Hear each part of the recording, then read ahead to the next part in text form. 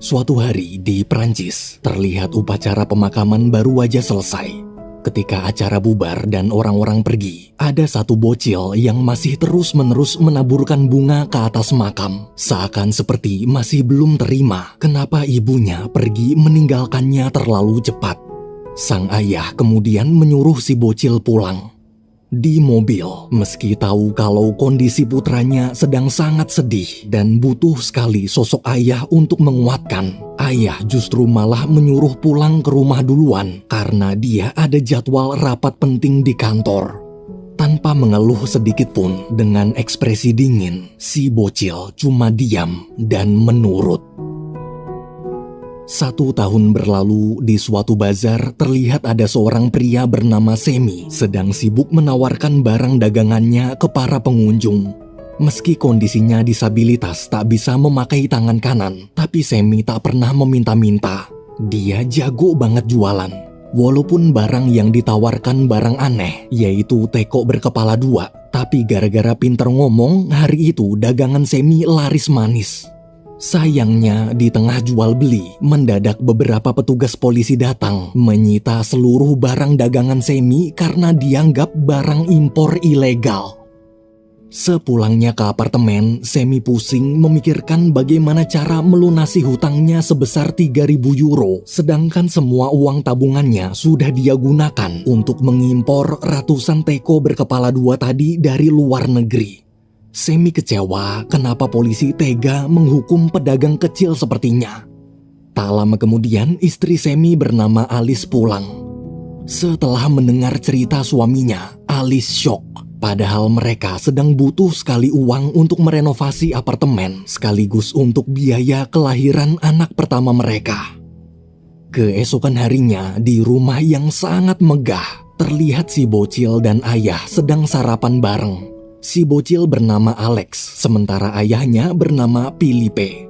Philippe di situ bertanya, Alex mau minta hadiah apa untuk ulang tahunnya yang ke-11 besok.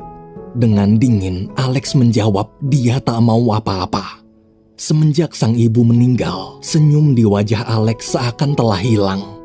Tak ada satupun hal di dunia ini yang bisa membuat Alex tertarik.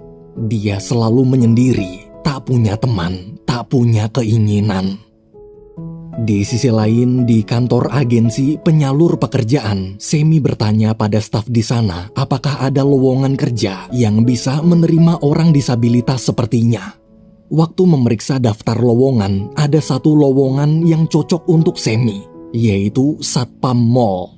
Tanpa pikir panjang, Semi pun mengambil lowongannya. Dan malam itu juga, di shift malam, Semi langsung bekerja.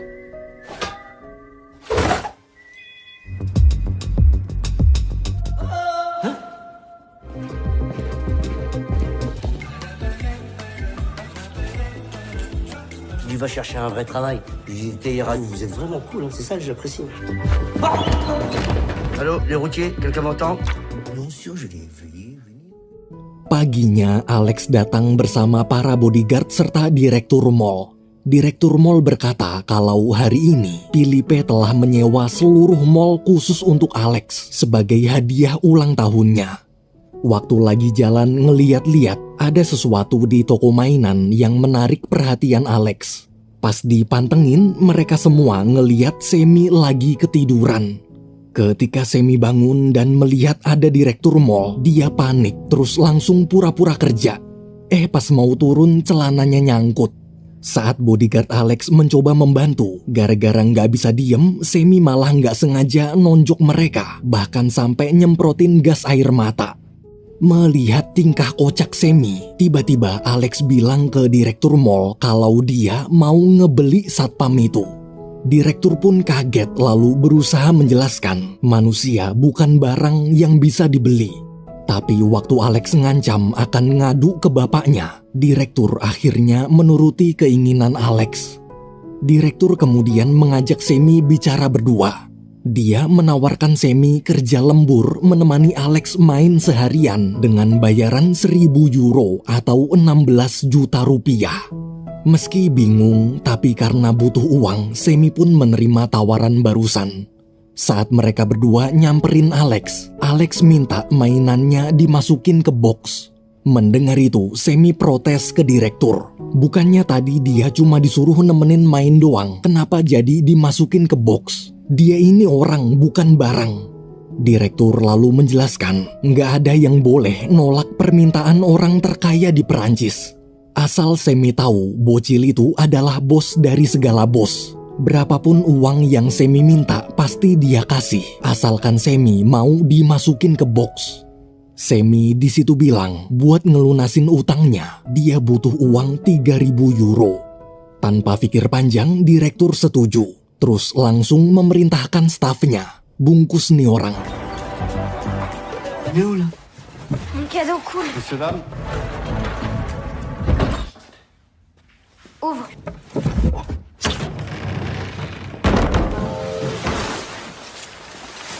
Il a pas l'air abîmé. Ketika keluar dari box, Semi kagum melihat kamar Alex. Pintunya bisa kebuka otomatis, koleksi mainan yang sangat banyak, dan dekorasi kamarnya canggih banget, seperti berada di luar angkasa. Alex kemudian mengajak Semi turun ke ruangan bawah. Karena kebanyakan nanya, si bodyguard botak lalu melemparnya ke perosotan. Di bawah, lagi-lagi Semi kaget. Ternyata Alex punya ruangan time zone sendiri. Di tengah kekaguman, Alex mengajak Semi main hoki meja. Awalnya Alex menang 2-0, tapi pas Semi mulai serius, dia berhasil balikin skor dan menang 2-3. Karena kesal, Alex pun ngajak Semi main yang lain.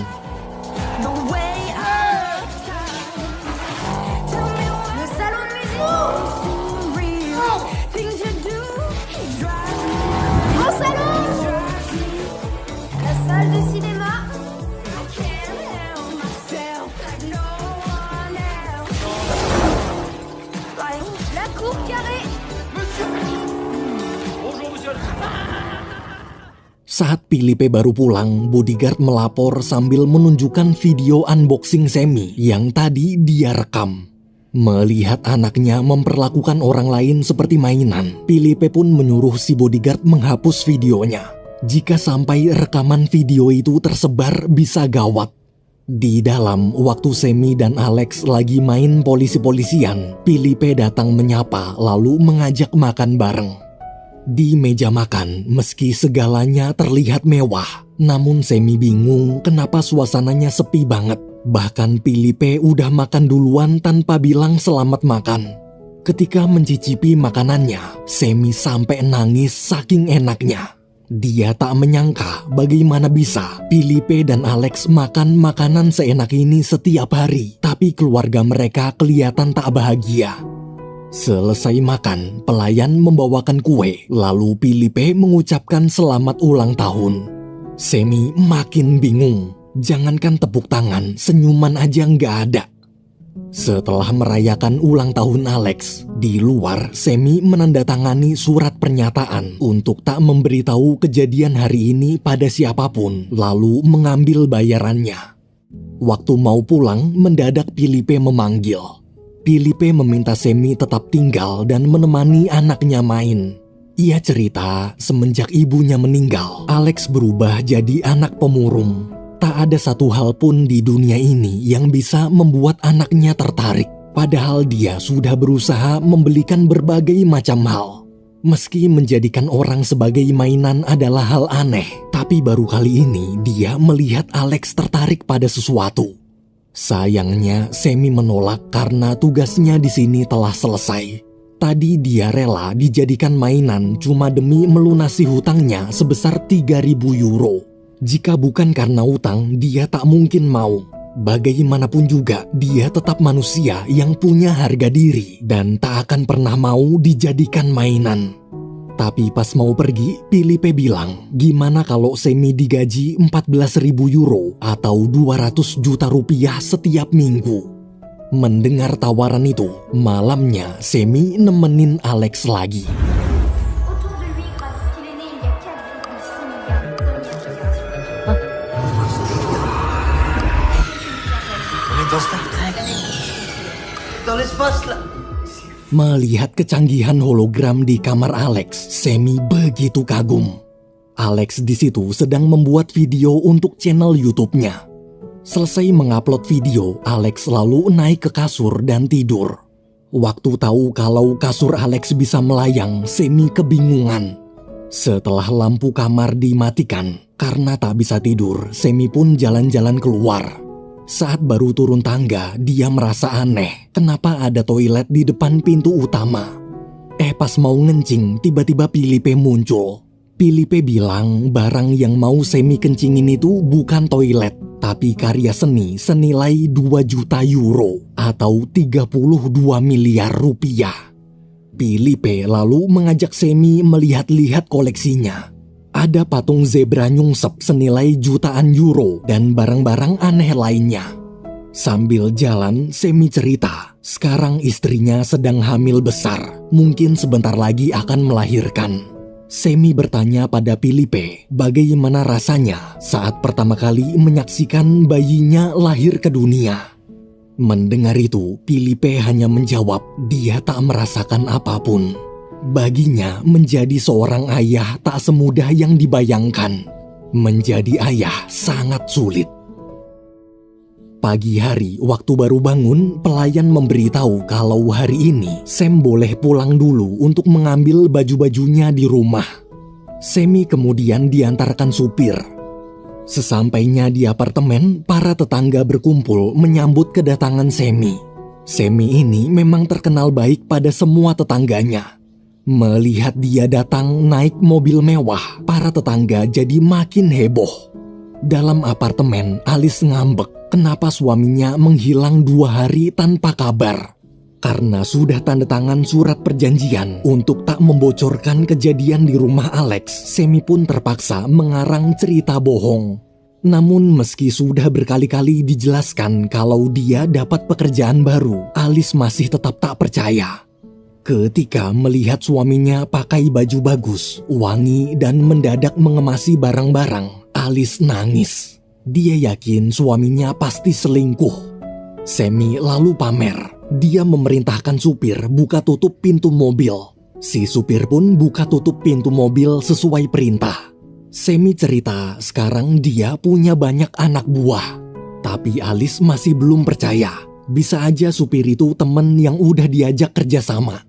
Oke, Semi kemudian memerintahkan temannya buka tutup pintu mobil kayak si supir tadi. Itulah bedanya teman sama supir. Karena masih belum percaya juga, Semi lalu menunjukkan cek senilai 10.000 euro sebagai bukti kalau dia benar-benar kerja dan dapat gaji. Semi menyuruh Alice beli apa aja yang dia mau pakai uang itu. Pokoknya habisin sesuka hati. Mendengar ucapan suaminya, Alice akhirnya tersenyum percaya. Sore hari, waktu mau balik kerja, Semi kaget melihat Alice dan para tetangganya sedang demo. Mereka demo sambil meneriakan nama Philippe. Ternyata para tetangganya itu adalah mantan karyawan di salah satu pabrik Philippe yang baru aja di PHK. Beruntung mereka semua belum tahu kalau sekarang Semi kerja di rumah Philippe. Setelah menyapa, Semi pun lanjut jalan. Di time zone pribadi, ketika sedang santai, Semi bertanya pada Alex besok mau main apa lagi. Dengan santainya, Alex bilang besok dia ingin main kejar-kejaran. Besok Semi akan jadi kelinci dan dia harus lari dari kejaran anjing pemburu. Anjing yang Alex maksud adalah anjing sungguhan. Mendengar itu, Semi langsung menemui asisten Philippe lalu protes. Dia di sini memang dibayar untuk jadi mainan Alex, tapi dia tak sudi jika sampai dijadikan mainan anjing. Apa yang Alex minta sudah keterlaluan. Bocil itu anak manja tak punya adab. Pantes saja selama ini tak ada orang yang mau berteman dengan Alex. Tanpa sadar, dari lantai atas, Alex mendengar seluruh ucapan Semi. Keesokan paginya, demi pekerjaan, walaupun berat, Semi terpaksa tetap menuruti keinginan Alex. Namun ketika dia ditembaki dan digigit anjing-anjing, Semi akhirnya menyerah. Ia muak dengan semua permintaan aneh Alex. Mulai detik ini, dia memutuskan berhenti. Setelah Semi pergi, Philippe berkata, Alex baru aja menghancurkan hati mainannya. Sore hari di apartemen, Semi kaget. Ternyata seluruh uang yang kemarin dia berikan sudah habis tanpa sisa sama sekali. Alice menggunakan uang itu untuk membeli mesin cuci baru, TV baru, renovasi apartemen, dan sisa uangnya dia gunakan untuk membantu mendanai perjuangan teman-temannya yang sedang demo di depan pabrik Philippe. Mendengar cerita barusan, Semi terdiam lemas. Malamnya ketika istrinya tidur, Semi merenung. Sekarang uangnya sudah habis, padahal sebentar lagi bayinya lahir. Di tengah renungan, tiba-tiba Semi melihat bayi dalam perut Alice seperti bergerak. Demi si bayi, esok hari Semi akhirnya memutuskan menelan harga dirinya dan merelakan diri untuk dijadikan mainan Alex lagi. Dalam kamar, waktu Semi menyapa, Alex terlihat masih ngambek. Agar suasana mencair, Semi pun mengajak Alex main. Prends tout. Tu veux faire le malin?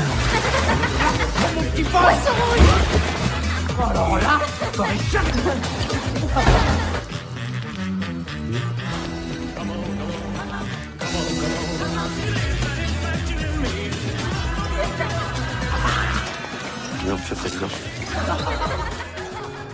Di tengah acara, Philippe menyuruh semua tamu diam. Ini pertama kalinya dia mendengar putranya bisa tertawa lagi semenjak istrinya meninggal. Sore hari di balkon rumah, waktu Alex mengajak Semi main lagi, Semi menyuruh Alex istirahat sebentar sambil menikmati indahnya pemandangan sore. Semi menasehati agar Alex harus bisa lebih menikmati hidup sebelum ajal menjemput. Mendengar kalimat barusan, Alex seperti mengingat sesuatu, kemudian lari ke hutan. Ketika Semi mengejar, ternyata di tengah hutan ada rumah pohon. Di atas, Alex murung sambil terus memandangi foto sang ibu. Alex cerita ke Semi, sebenarnya alasan dia marah pada ayahnya adalah karena dulu waktu ibu sakit parah dan divonis dokter tak akan bisa sembuh. Bukannya membiarkan tetap di Perancis, ayah justru malah membawa ibu berobat ke rumah sakit luar negeri. Akibat keegoisan Philippe dan gara-gara terpisah jauh di luar negeri, Alex jadi tak sempat menemani detik-detik terakhir ibunya meninggal. Melihat kesedihan bocil itu, Semi mencoba menghibur. Semi cerita setiap kali merasa sedih, biasanya dia selalu menghabiskan waktu membaca buku kesukaannya yang berjudul Kesatria Pohon. Walaupun ceritanya terkesan cerita anak-anak, tapi cukup seru untuk dibaca orang dewasa. Ia lalu menceritakan bagaimana kisah si Kesatria Pohon dalam buku itu. Mendengar cerita Semi, Alex akhirnya tersenyum lagi. Agar tak sedih berlarut-larut, mereka berdua kemudian main kesatria-kesatriaan. Bonjour, il y a un présent. De la bouillabaisse, le sauvage. Le jeu Oswald, des mers du Pacifique. Je vous pourfends. Tu lèves. Porte mon essence. Écoute-moi bien, mon petit pépère. C'est la tempête, là, que la fée clocharde arriva de t'aider et lui disait. Malamnya ketika Alex tidur, Semi menelpon Alice untuk memberi kabar. Alice pun tersenyum dan mengatakan kalau anak mereka nanti pasti akan bangga punya ayah hebat seperti Semi. Pagi hari saat kembali ke rumah, Semi bertemu Philippe yang kebetulan baru mau berangkat kerja. Sambil bercanda, Semi mengajak Philippe buka sepatu terus nyeker di rumput karena rasanya geli-geli enak. Dengan senang hati, Philippe pun menolak. Semi melapor, Philippe tak perlu khawatir. Sekarang Alex sedang tidur nyenyak di rumah pohon. Semi bilang sebenarnya bocil itu butuh sekali sosok ayah. Jadi kalau bisa, Philippe harus lebih sering menghabiskan waktu bersama Alex. Kebetulan nanti malam ada jadwal pertandingan bola Perancis lawan Spanyol. Jika tak sibuk, Philippe bisa datang untuk nonton bareng. Mendengar itu, dengan sombong, Philippe menjawab, orang seperti Semi tak pantas menasehatinya. Melihat sifat keras kepala Philippe, Semi cuma bisa istighfar. Sore hari di kantor saat sedang rapat, Philippe terus melamun. Ia kepikiran ucapan Semi tadi pagi. Malamnya terlihat Semi, Alex, bodyguard serta para pelayan sedang asik nonton bola bareng antara Prancis lawan Spanyol. Karena pertandingannya seru banget, mereka pun tegang sampai teriak-teriakan. Di tengah keseruan, tiba-tiba Philippe datang. Seketika suasana langsung hening total. Philippe lalu menyuruh mereka melanjutkan acara nonton barengnya karena dia kesini cuma mau ikutan nonton. Saat Philippe ikut nonton, orang-orang yang tadinya berdiri jadi pada duduk rapih. Nggak ada yang berani bersuara sama sekali. Cuma Alex sama Semi doang yang teriak-teriakan. Waktu Prancis ngegolin, melihat Alex memeluk Semi, Philippe pun mengajak Alex pelukan juga. Tengah malam, karena nggak bisa tidur, Semi menyusup ke dapur untuk mengambil roti-roti. Tapi pas mau balik ke kamar, dia kepergok Philippe. Philippe kemudian mengajak Semi ngobrol santai. Meski agak gugup, di obrolan santai itu Semi bilang kalau Philippe orangnya terlalu kaku. Ia meminta Philippe menunjukkan ekspresi wajah seandainya baru aja dapat uang 1 miliar euro. Philippe pun menunjukkan ekspresi wajahnya. Oke, gimana kalau seandainya baru aja kehilangan uang 1 miliar euro? Philippe pun menunjukkan ekspresi wajahnya lagi. Semi bingung kenapa Philippe punya rumah mewah, ratusan mobil, ribuan karyawan, tapi cuma punya satu ekspresi wajah yang datar. Bila semua ekspresi Philippe sama, maka orang-orang di sekitarnya tak akan tahu apakah Philippe sedang sedih, marah, atau senang. Mereka pasti akan salah paham. Bahkan tadi waktu nonton bola bareng, hanya sekedar memeluk anaknya sendiri aja, Philippe kaku banget. Semi kemudian mengajari bagaimana cara berpelukan yang baik dan benar. Pertama, pelukan itu bukan cuma saling merangkul tangan aja, tapi juga harus sampai bersentuhan badan. Setelah bersentuhan badan, Philippe harus menarik nafas dalam-dalam untuk menikmati sensasinya. Saat mengikuti arahan Semi, Philippe merasakan perbedaannya. Pas lagi enak-enaknya pelukan, tiba-tiba ada pelayan mergokin tuh bocah berdua. Biar nggak salah paham, mereka pun bubar. Di kamar ketika sedang tidur, Alex terbangun gara-gara mimpi buruk. Karena ketakutan, ia lalu pindah tidur satu kasur dengan Semi. Pagi harinya, waktu mau jogging, Philippe teringat saran Semi semalam. Ia kemudian mencoba tersenyum dan menghampiri dua tukang kebunnya.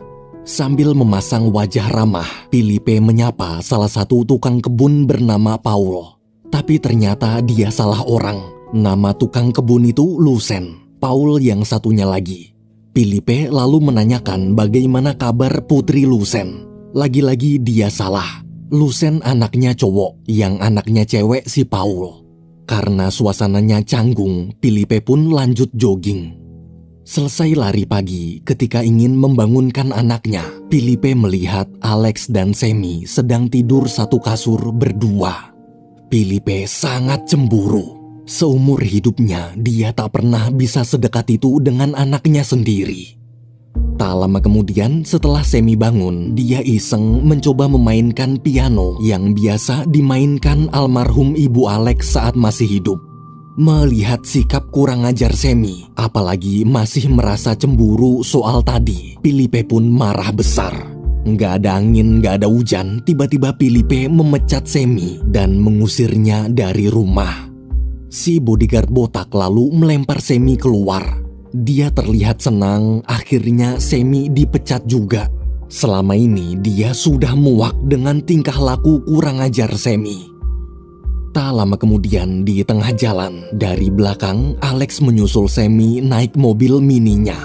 Alex bilang jika Semi pergi, maka dia juga akan pergi.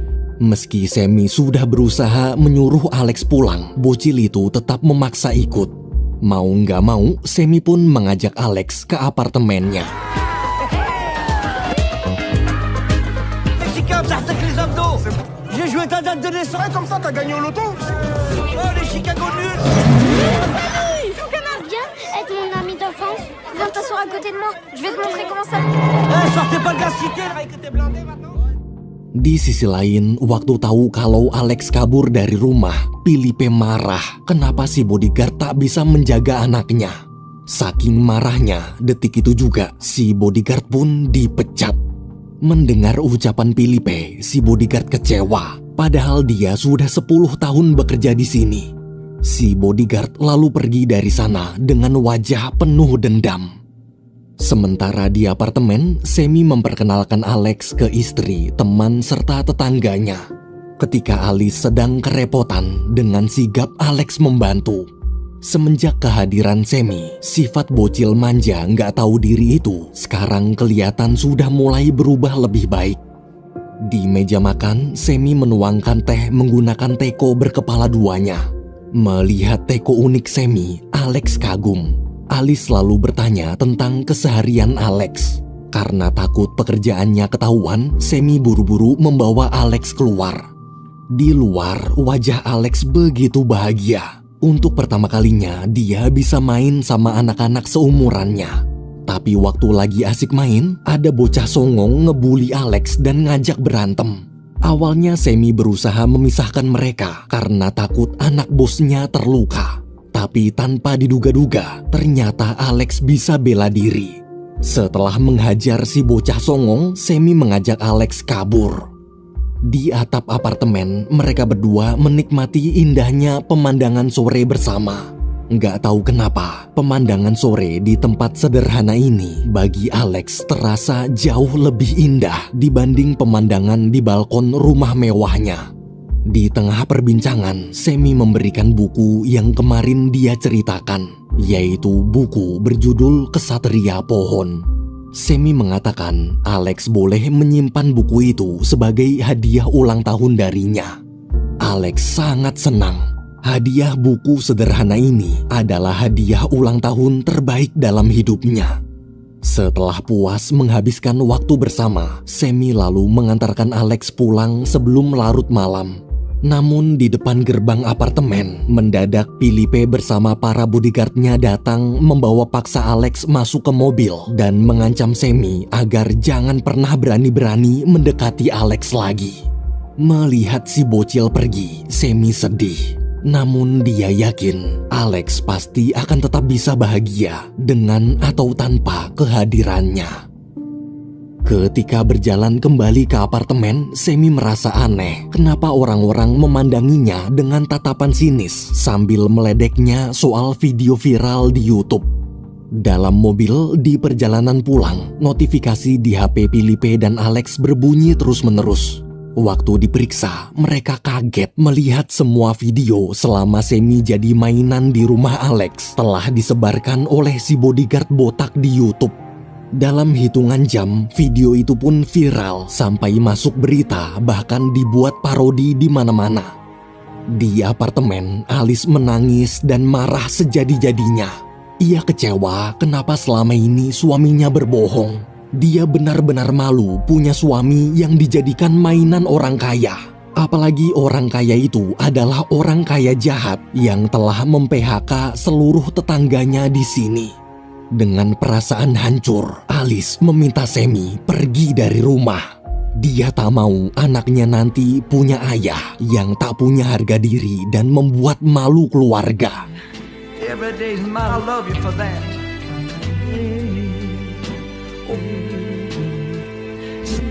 Little baby. Tu vas faire le chat pour les riches. Espèce de lâche. So stay.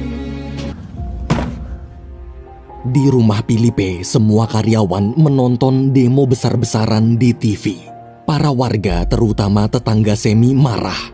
Mentang-mentang kaya, tak hanya mem-PHK ratusan karyawan, Felipe bahkan sampai tega menjadikan manusia sebagai mainan anaknya. Malam hari di apartemen, Alice merasa bersalah. Di situasi seperti ini, dia harusnya bisa lebih menguatkan suaminya, bukan malah mengusir dari rumah.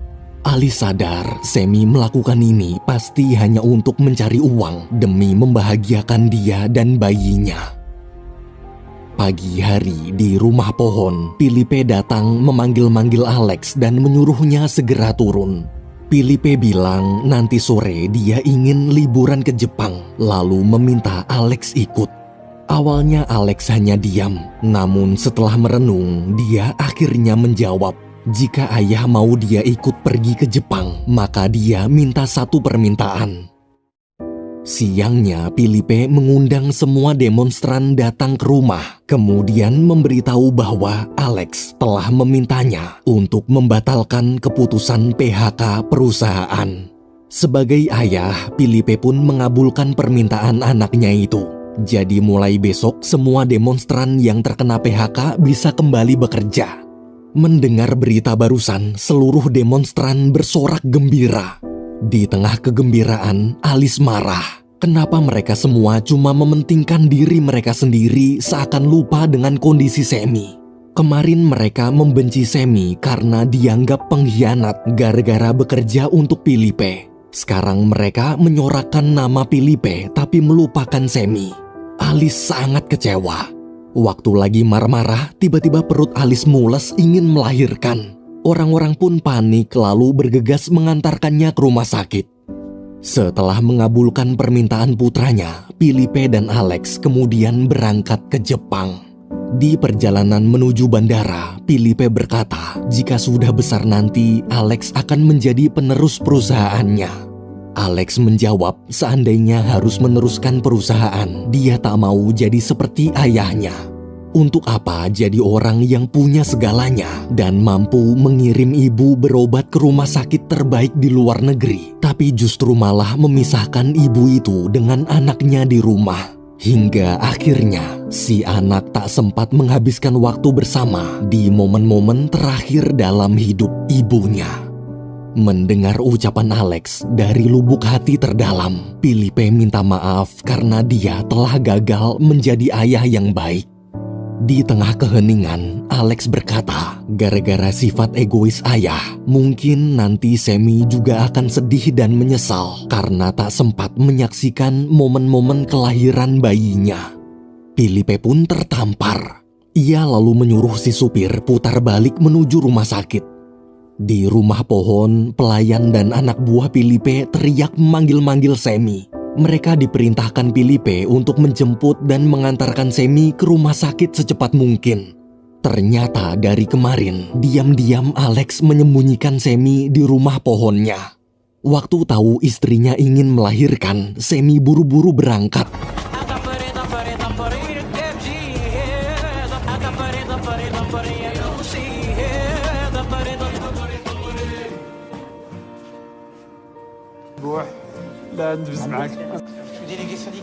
Di rumah sakit, selama proses melahirkan, para tetangga terlihat cemas. Saat sedang duduk menunggu berdua, Alex mengucapkan terima kasih pada ayahnya. Filipe pun terharu. Ini pertama kalinya dia mendengar ucapan terima kasih dari anaknya. Filipe mengatakan, kedepannya dia akan berusaha lebih sering menghabiskan waktu bersama Alex. Tak lama kemudian, Semi keluar dari ruang persalinan. Dengan wajah gembira, dia teriak kalau anaknya perempuan. Semua orang lalu bersorak memberi selamat. Dalam kamar persalinan, ketika memandangi wajah bayi kecilnya, Semi begitu terharu. Ia kemudian mengizinkan Alex menggendong bayinya. Melihat wajah Alex yang bahagia, Filipe ikut senang. Setelah semua selesai, sebelum lanjut pergi ke bandara, Filipe mengajak putranya jalan-jalan terlebih dahulu untuk menikmati indahnya suasana sore di taman rumah sakit. Saat mereka berdua duduk di bangku taman, Filipe melepaskan sepatu lalu menyuruh Alex melepas sepatunya juga. Filipe bilang, kata Semi, nyeker di atas rumput rasanya geli-geli enak. Jadi gimana kalau mereka berdua mencobanya?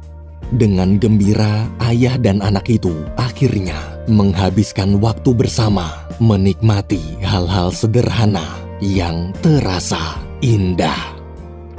Pas lagi jalan, Alex minta satu permintaan lagi. Dia ingin membuat suatu perusahaan baru bersama Semi, yaitu perusahaan pabrik teko berkepala 2. Sambil tertawa, Filipe pun setuju.